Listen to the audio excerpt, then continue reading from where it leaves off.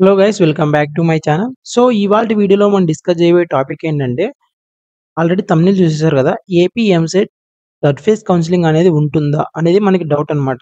So మనకు AP ఎంసెట్‌కి సంబంధించి final phase seat allotment అనేది ఆగస్ట్ 14థ్ అయితే రిలీజ్ అయింది కదా! యాక్చువల్‌గా మనకు ఆగస్ట్ 4 అయితే రిలీజ్ అవ్వాలి. సమ్ కేస్ ఇష్యూ వల్ల, హైకోర్ట్ ఇష్యూ వల్ల ఆగస్ట్ 14థ్ అయితే రిలీజ్ అయింది.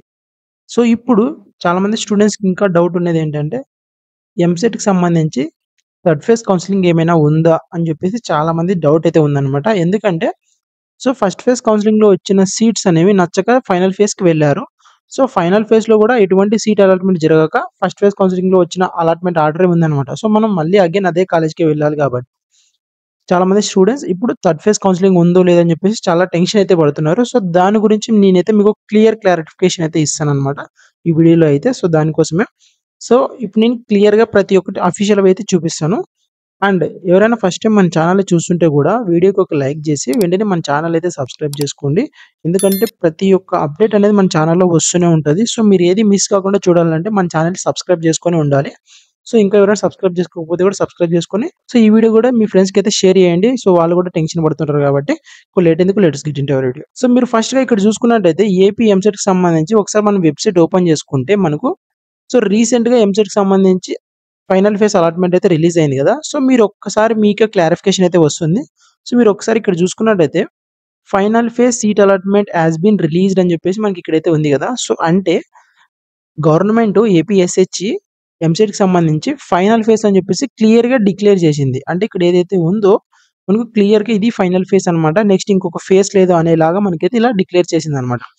సో బట్ ఇప్పుడు ఇంకా ఇది చూసిన తర్వాత కూడా స్టూడెంట్స్ ఎందుకు థర్డ్ ఫేజ్ కౌన్సెలింగ్ ఉందని హోప్స్ పెట్టుకుంటున్నారంటే, మనం లాస్ట్ ఇయర్ చూసుకున్నట్టయితే ఫైనల్ ఫేజ్ అని చెప్పి కూడా అగైన్ మనకు థర్డ్ ఫేజ్ కౌన్సెలింగ్ అయితే పెట్టడం జరిగింది. సో అలా థర్డ్ ఫేజ్ కౌన్సెలింగ్ పెట్టడం వలన స్టూడెంట్స్ మళ్ళీ ఈ ఇయర్ కూడా థర్డ్ ఫేజ్ కౌన్సెలింగ్ ఏమైనా ఉంటదేమో, ఫైనల్ ఫేజ్ ఆల్రెడీ డిక్లేర్ చేసినా కూడా ఇంకా థర్డ్ ఫేజ్ ఉంటదేమో అని చెప్పేసి చాలా మంది హోప్స్ అయితే పెట్టుకుంటున్నారనమాట.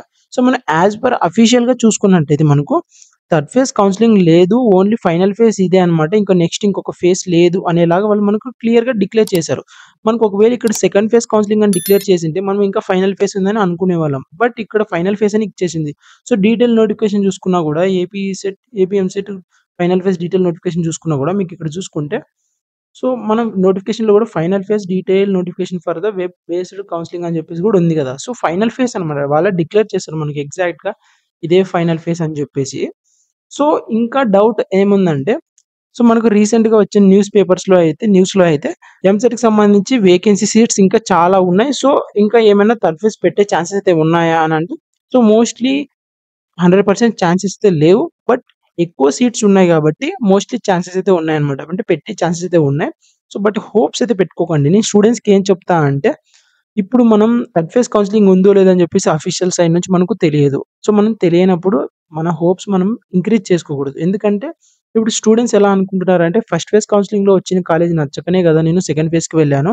సో సెకండ్ ఫేజ్‌లో నాకు ఎటువంటి కాలేజ్ అలాట్‌మెంట్ జరగక ఫస్ట్ ఫేజ్ కౌన్సెలింగ్‌లో వచ్చిన కాలేజే ఉంది కాబట్టి సో థర్డ్ ఫేజ్ కౌన్సెలింగ్ ఏమైనా పెడితే నేనేమైనా ఇంకా చేంజ్ చేసుకునే ఆప్షన్ ఏమైనా ఉంటదేమో అని చెప్పేసి హోప్స్ అయితే పెట్టుకున్నారనమాట.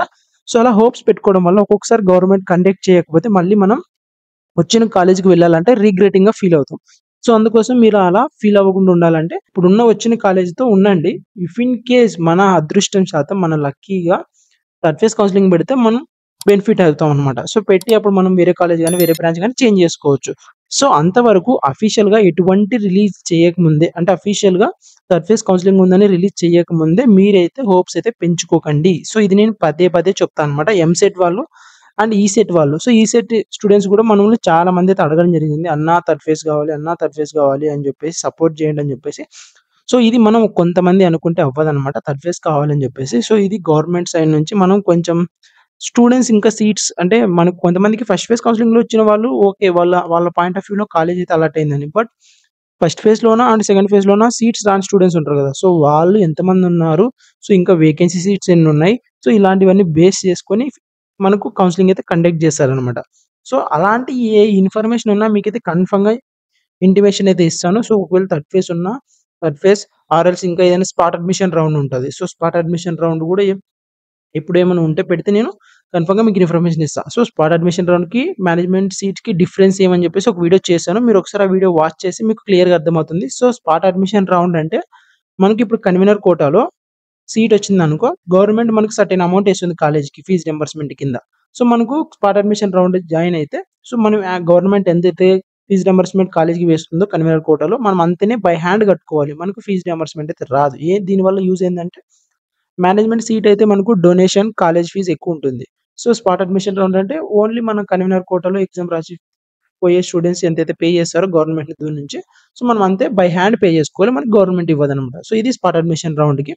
సో, ఒకవేళ అలా ఎవరైనా ఇంట్రెస్ట్ ఉంటే కూడా స్పాట్ అడ్మిషన్ రౌండ్ కండక్ట్ చేస్తే నేనైతే మీకు కన్ఫర్మ్‌గా దాని గురించి అయితే ఇన్ఫర్మేషన్ ఇస్తాను. సో, అంతవరకు వెయిట్ చేస్తూనే ఉండండి గానీ, సో, హోప్స్ అయితే పెట్టుకోకండి. నేనైతే ప్రతి ఒక్కరికి ఇదే చెప్తాననమాట. ఎందుకంటే మీరు చాలా మంది హోప్స్ పెట్టేసుకొని రాలేదని చెప్పేసి మళ్ళీ ఫీల్ అవుతారు.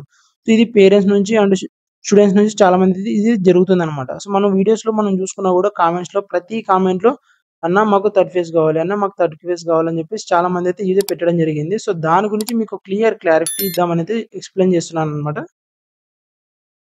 సో, దాని గురించి మీకు క్లారిటీ ఇద్దామనైతే ఈ వీడియో చేస్తున్నా. So, I hope you understand. So, మీకొచ్చిన కాలేజ్‌తో ఇప్పుడు ఓకే. ఉండండి. ఒకవేళ మన అదృష్టం శాతం మళ్ళీ కండక్ట్ చేసినట్టయితే, థర్డ్ ఫేజ్ ఏమన్నా పెట్టినట్టయితే, అఫీషియల్ నోటిఫికేషన్ ఏమన్నా ఇచ్చినట్టయితే, నేను కన్ఫర్మ్‌గా మీకైతే దాని గురించి ఇంటిమేషన్ అయితే ఇస్తాను. సో, అంతవరకు మీరు హోప్స్ అయితే పెట్టుకోకండి. 100% నేనైతే చెప్తాను. ఎందుకంటే అఫీషియల్‌గా మనకు ఫైనల్ ఫేజ్ అని డీటెయిల్‌గా అయితే ఇవ్వడం జరిగింది కాబట్టి, సో, అందుకోసం నేను ఇదైతే చూపడం జరుగుతుంది. ఒకవేళ సెకండ్ ఫేజ్ అని మెన్షన్ చేసింటే మనం కూడా హోప్స్ పెట్టుకునేవాళ్ళం. సేమ్ యాజ్ ఇట్ ఈజ్ మనకి ఈసెట్‌కి గూడా అలానే జరుగుతుందనమాట. సో, మీరు ఒకసారి ఈసెట్ చూసుకుంటే గూడా